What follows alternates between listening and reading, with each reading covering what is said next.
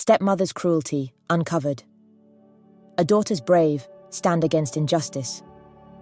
In a home fractured by secrets and unspoken truths, one brave girl takes a stand.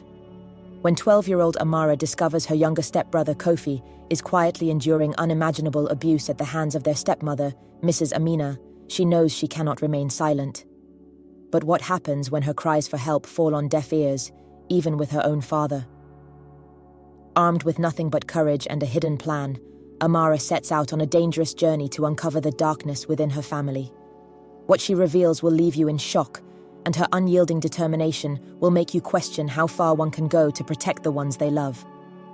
Will justice prevail, or will silence win once again? Watch the full video now to witness a powerful story of bravery, betrayal, and the fight to expose a family's darkest secrets.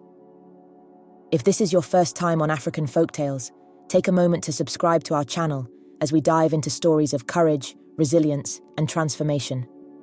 To our returning viewers, thank you for always supporting us. Don't forget to like this video and share your thoughts in the comments below. Now, let's dive into the full story. The house was silent except for the faint hum of Mrs. Amina as she dried a plate in the kitchen. Amara sat at the dining table, her eyes darting toward Kofi, who was scrubbing the floor with trembling hands. His small frame seemed to shrink under the weight of his stepmother's cold gaze. "Kofi, faster!" Mrs. Amina barked, her voice slicing through the quiet. "You think I have all day to wait for your incompetence?" Amara's fists clenched under the table. This was not the first time she had seen her stepbrother endure such treatment. She had noticed the bruises on his arms, the exhaustion in his eyes, and the hopelessness that seemed to shadow him everywhere. Kofi was only 11, but he had already learned to endure in silence. That night, Amara found Kofi sitting outside, his knees pulled to his chest. The bruises on his arms were fresh, and his eyes were red from crying. "You can't keep letting her do this," Amara said, sitting beside him. "You have to tell Dad."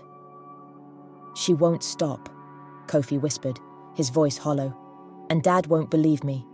He loves her." Amara's heart ached.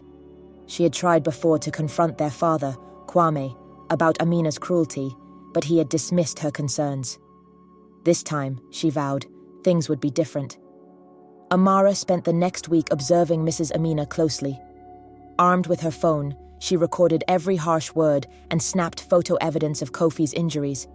Each piece of evidence felt like a step closer to exposing the truth. One afternoon, while Kofi scrubbed the kitchen floor, Mrs. Amina loomed over him.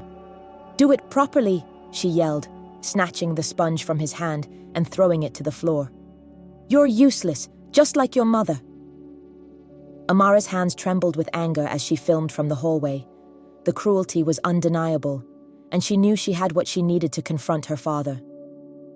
That evening, Amara approached her father in the living room. Her heart pounded as she placed her phone on the table. "Dad, you need to see this," she said, her voice steady despite her nerves. Kwame looked up from his laptop sighing.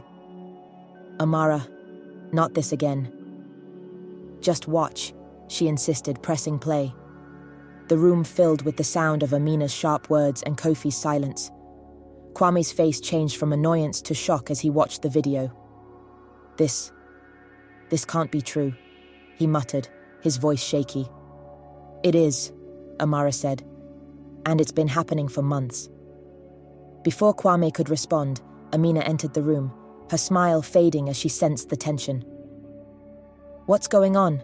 she asked, her tone icy. Amara met her gaze.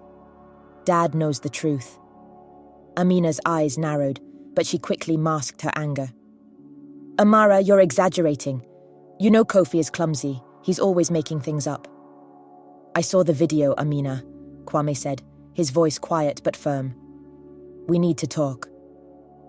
The next morning, Amara took her evidence to the school counselor, Mrs. Adom.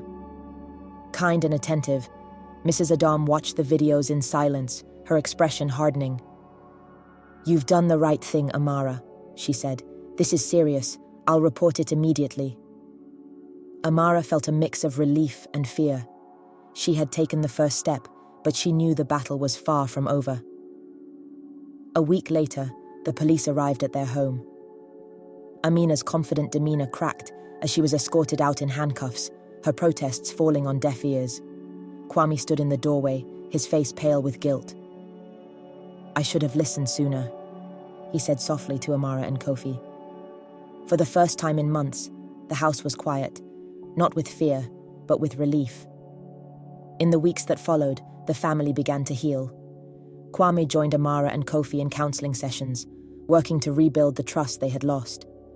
Kofi's confidence grew in the absence of Amina's cruelty, and Amara felt a deep sense of pride in her stepbrother. One evening, as they sat around the table, Kofi looked at Amara and smiled.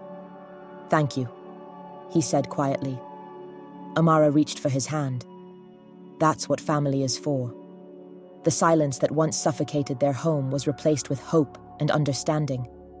Together, they began a new chapter, one where love and courage would always triumph over fear and silence. If this story moved you, take a moment to like this video and share it with someone who needs to hear it.